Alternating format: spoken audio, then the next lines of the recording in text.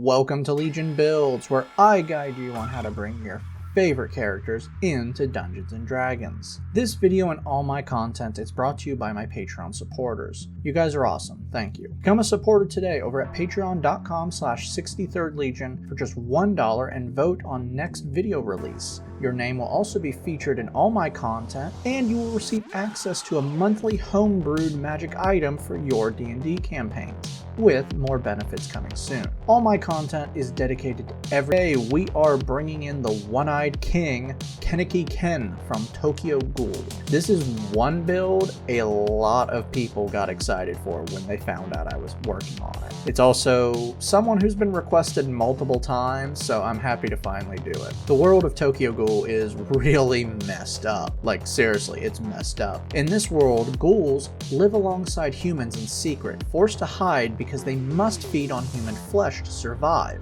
This pushes some ghouls to lose themselves in violence, which causes more extreme ghoul hunters, which causes more extreme ghouls, and so on. Seriously, it is a world of perpetual violence and cruelty. Ghouls who desire total pacifism are tortured for being born different, and humans are forced into fighting extreme, violent conflicts because they're told they have to fight against evil. And that's before we get into the actual story of the show. There's only one person who is willing to stand against the violence and cruelty and unite both ghouls and humans: Kaneki. Kaneki is a half-ghoul, a human transformed into a ghoul. Like all ghouls, Kaneki has the ability to generate a cocoon, an organ that creates tentacle-like extensions. I should say right now I only watch the subtitles, so I don't actually know if they're called cocoons in the English version. These cocoon can form tentacles, weapons, armor, projectiles, or even monstrous bodies. These depend on the individual ghouls, and these cocoon can evolve over time. Kaneki's cocoon takes the form of 3 bladed tentacles to start with. Over time it changes into armor, additional bladed tentacles, shields, weapons, basically every cocoon form excluding projectiles. Like, seriously, at one point it becomes a giant worm-like dragon. Kaneki also has amazing regenerative abilities and pain tolerance. This is even higher than the standard ghouls. Several times he breaks his own limbs to escape a grip and attack, only to then regenerate as if nothing has happened. Ghouls also have enhanced strength, speed, and agility, to which once more Kaneki is shown to be far stronger and faster than the average ghoul. He's also been tortured more times than any living creature, and for some odd reason he has the ability to change his hairstyle. I'm not kidding about that one. His hair seems to display what his current mental state is, and it's really weird. By the way, I looked into the manga. It shows this as being a gradual process and not an automatic one like in the anime. For this build, we're using the Player's Handbook, Xanathar's Guide to Everything, Tasha's Cauldron of Everything, and Van Richten's Guide to Ravenloft. We're using standard point array to make things easy if you want to roll for stats or use point buy. We are multi-classing, so keep an eye on minimums. We'll start things off with Charisma at 15. You literally declare yourself the one-eyed king, and the sheer force of your personality brings ghouls together. Dex will be next at 14. As stated, you are fast and agile. Not only that, but the ghouls that will not bow to you, you just beat the crud out of until they do. In your defense, Naki is insane and he challenged you. Wisdom will follow with 13. You have amazing combat awareness and a strong sense of right and wrong, but you also have a host of psychological issues that really impairs your judgment till the final season. Once you become the one-eyed king and unite all ghouls and humans together, maybe it's time to start talking to people, work some stuff out. Con will be 12, kinda low for someone that got his arm ripped off and you ignored it, but we'll fix it later. Intelligence will be low with a 10, and we're going to have to dump strength. Both are really low for you, but it's what we got to work with, and they're not important. Kaneki is a half-ghoul, a creature that must consume blood and flesh to survive and power themselves. Dhampir, found in Van Richten's, works perfectly. Place +2 into Dex and +1 into Charisma. Your base speed is 35 feet. Ancestral Legacy gives you 2 skills of your new lineage. Take acrobatics and perception. Dark vision allows you to see in darkness out to 60 feet as if it's dim light. Deathless nature means you no longer have to breathe to survive, which is not really what ghouls are like in the show, but whatever. Spider climb gives you a climbing speed equal to your walking speed and will grant new abilities later on. Vampiric bite allows you to attack a living creature with your teeth that are now simple melee weapons, dealing 1d4 piercing damage with advantage if you are below half your HP maximum, and you can use your con modifier for attack and damage. You can use this on non-living creatures as well. I just said living because by attacking a living creature you can do one of two things. First, you can heal yourself equal to the bite damage, or you can gain a bonus to your next skill check or attack roll equal to the bite damage. You can do this a number of times equal to your proficiency bonus. For background, take the skills Persuasion and Survival. Since you started out with no understanding about your abilities and were given your powers, we're going to start things off with Warlock. For skills, grab whatever you want. Level 1 Warlock start things off with an otherworldly patron. This is the source of your powers. I was thinking undead or undying, but you're not really undead. Since ghouls in this world are predatory creatures, we're instead going to go with Hexblade. Hexblade's curse lets you curse a creature with a bonus action. Once cursed, all damage done to the cursed creature from you gain bonus equal to your proficiency bonus. Attacks against them crit on 19, and when they die, you regain hit points equal to your Warlock level plus Charisma. Hex Warrior gives you proficiency in all martial weapons, medium armor, and shields. You can also bond with a weapon at the end of a long rest that lacks the two-handed properties, and now you can use your Charisma modifier for attack and damage. Pact Magic makes you a kind of spellcaster. You can cast spells but have very limited spell slots, but those slots are empowered to whatever level you have access to. Starting out, you have 2 cantrips and 2 spells. For your spells, Eldritch Blast has your Cocoon lash out at a creature within 120 feet and dealing 1d10 force damage on a hit. I'm not actually sure how long your Cocoon can go, but they do seem to be pretty stretchy. I think at most we saw your Cocoon stretch maybe 30 feet, but you know what, who cares? Sword Burst causes your Cocoon to lash out at all creatures within 5 feet of you, forcing a dex save or causing 1d6 force damage on a failure. Arms of Hadar is similar to Sword Burst, but now your Cocoon lashes out at everyone within 10 feet of you and forces a strength save, dealing 2d6 necrotic damage on a failure. Shield uses your Cocoon to attempt to block attacks by adding 5+ to your AC as a reaction.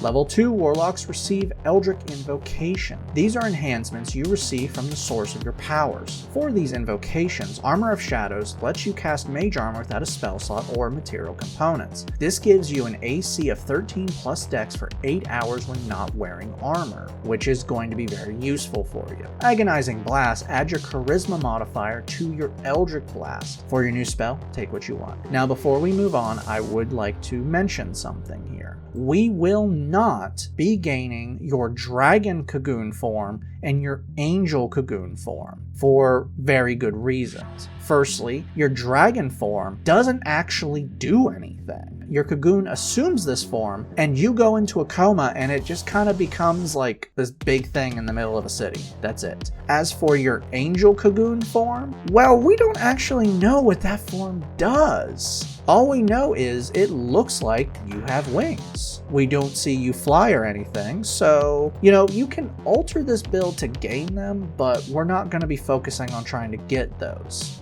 So, it's time for martial arts training. Level 1 monks start things off with unarmored defense. Now when you aren't wearing armor, your AC is 10 plus Dex plus Wisdom. Right now, your AC with this is 14, but with mage armor, it's 16. Mage armor is always going to be better, but it's good to have unarmored defense if you don't have time to activate mage armor. Think of unarmored defense as passive dodging, while mage armor is more focused dodging. Martial arts improves your hand-to-hand combat ability. Your unarmed strikes and monk weapons, which are simple melee weapons, can now be dex-based. You can make an unarmed strike with a bonus action after making an attack, and your unarmed strikes and simple weapons can use martial arts dice for damage. Now notice I said simple melee weapons are now dex-based. Your teeth are simple melee weapons, which means your teeth will now use your dex modifier, which is is going to very much be better. Right now, your martial arts damage is a D4 but will be upgraded later. You're now character level 3. Your spider climb is now improved. You can move up, down, across vertical surfaces, and upside down while leaving your hands free.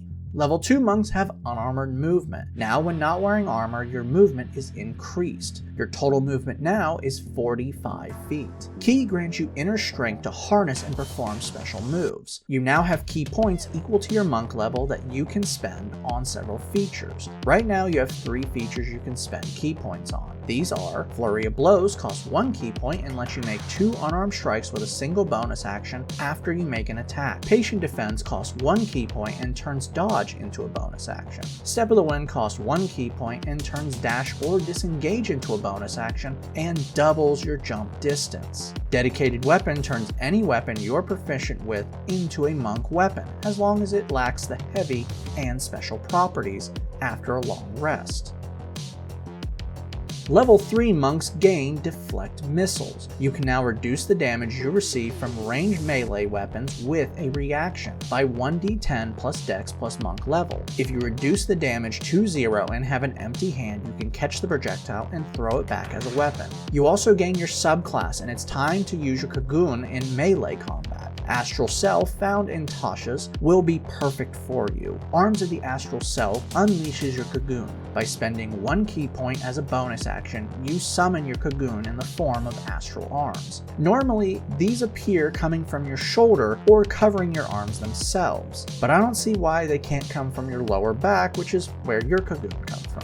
Once you summon your Cocoon, you can choose any creature within 10 feet and force a dex save, causing 2 martial arts dice and force damage. Now, I'd like to point out, you only ever did that with your Angel Cocoon form. So yeah, you got it now. For 10 minutes, you can attack with your Cocoon as unarmed strikes, and you have a reach of 10 feet with them. While active, you can now use your Wisdom in place of Strength for any strength checks and strength saving throws. You're now character level 5. Sword Burst now does 2d6 force damage, and now you can fire Eldritch Blast twice with a single action. Level 4 monks earn our first ability score improvement. Place this into Dex for improved AC, attack, and damage. Slow Fall reduces damage you receive from falling as a reaction by 5 times your monk level. Quickened Healing lets you heal yourself by spending 2 ki points, and you can roll a martial arts dice and add your proficiency bonus to it.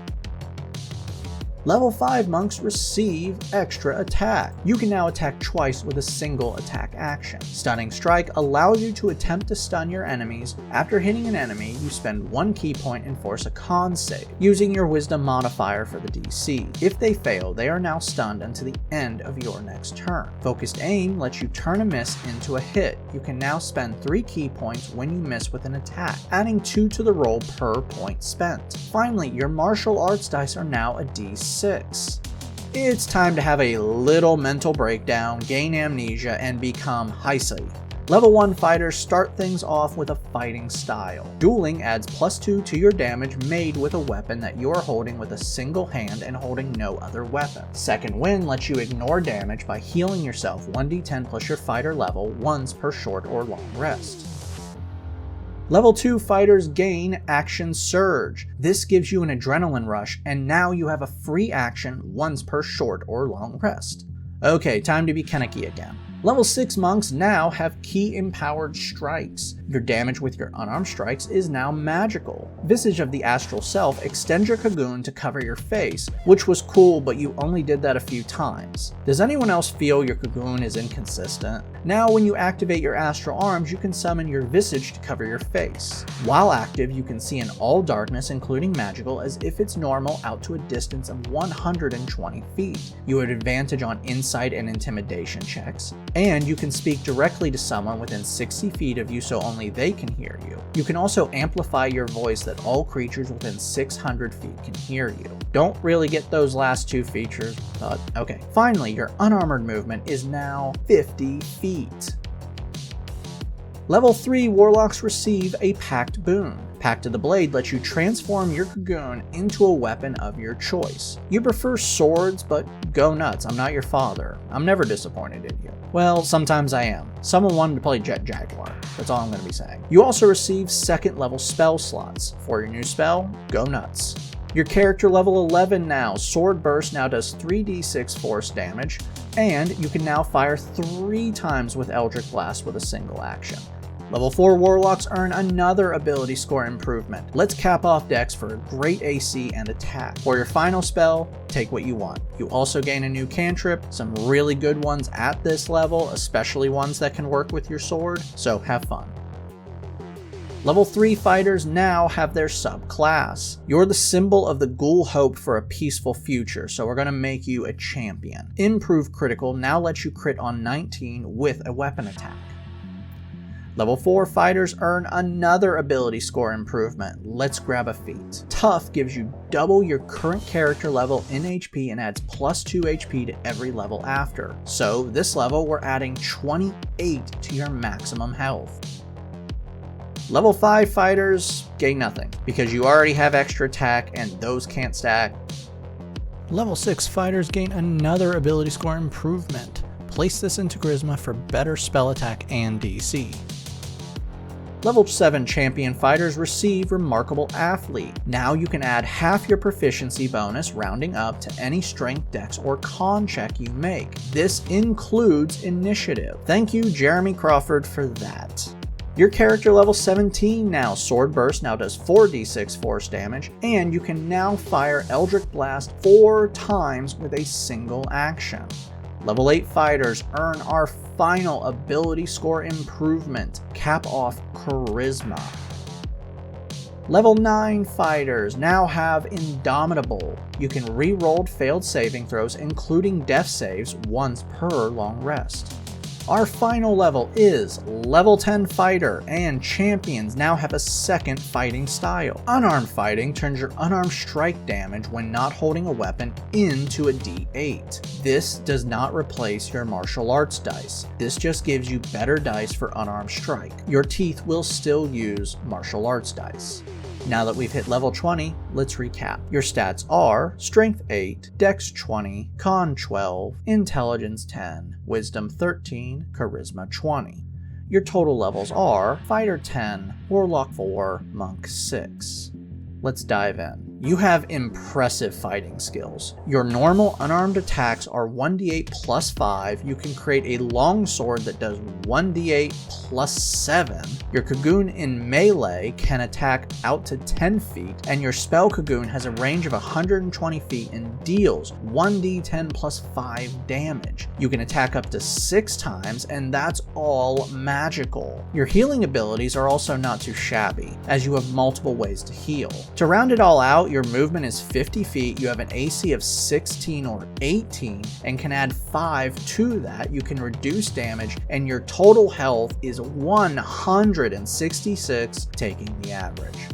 Downside. Nothing too bad here. While your unarmed strikes and sword attacks are magical, your bite is not. You also have limited resources with 2 spell slots and 6 key points. But you don't need any of that to still do decent damage. Finally, your strength score is terrible. Thankfully, spellcasters tend to target soft stats, but some spells do and will target your strength. This is a good build. You have great range, almost all your attacks are magical, and have decent health with healing abilities. Unite the world of ghouls and humans together, save the city, and get the happy ending you always deserve. Thank you for joining me today. I release a new build each week on YouTube and Spotify, so make sure to like and subscribe to not miss a single new build. Don't forget to check out my Patreon, where you can vote for next week's character. And we have a Dead by Daylight Battle Royale. Who will it be? Will it be the Hag, the Spirit, the Trapper, or the Plague?